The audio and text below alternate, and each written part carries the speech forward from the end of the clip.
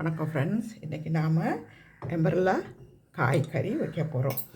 அந்த காய் இதுதான், பார்த்துக்கிறோங்க. இதுதான் எம்பரலா. இதுதான் நம்ம காய் பண்ண போகிறோம்.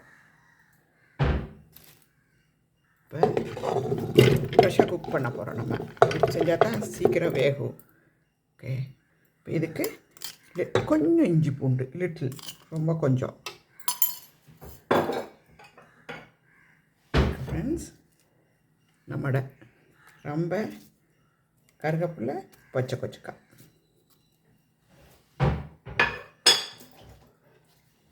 நம்மட ஜூலியன், இது நம்மட ஜூலியன் ராஜா. இவர் போட்டுருவோம்.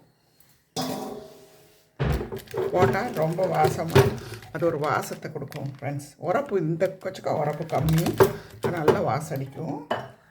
நாங்கள் இப்போ கொச்சிக்காய் தூள் போடுறோம். கொஞ்சம் கணக்காக போட்டால் போதும் ஃப்ரெண்ட்ஸ். கூட போட்டாலும் டேஸ்ட் போடாது. நம்ம வெங்காயம் போடுறோம் ஃப்ரெண்ட்ஸ். இப்போ நம்ம கல்லுப்பு போடுறோம்.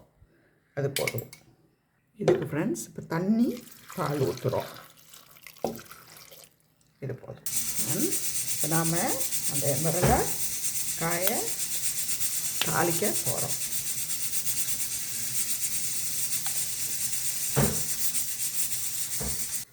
ஃப்ரெண்ட்ஸ், இப்போ கடுகு,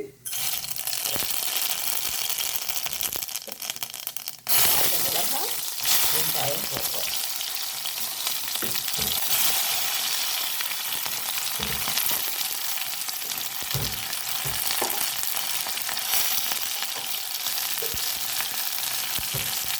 ஏற்கனவே ரொம்ப கருவேப்பிலை போட்டோம்.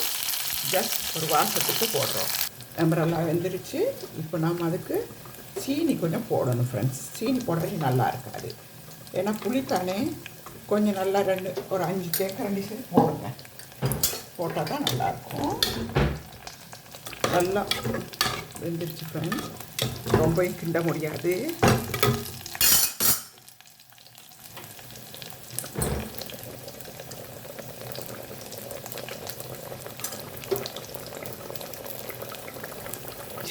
போடுவோம்.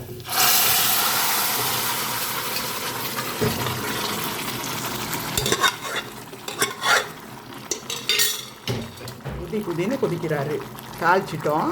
இவ்வளோ தான். இனி தேங்க்யூ. சப்ஸ்கிரைப் பண்ணுங்கள், லைக் பண்ணுங்கள். சரி ஃப்ரெண்ட்ஸ், அது ரொம்ப புளியாக இருந்தனால அதோடு நான் சர்க்கரையும் போட்டு இப்போ கொதிக்க வச்சுருக்கேன். அவ்வளோதான்.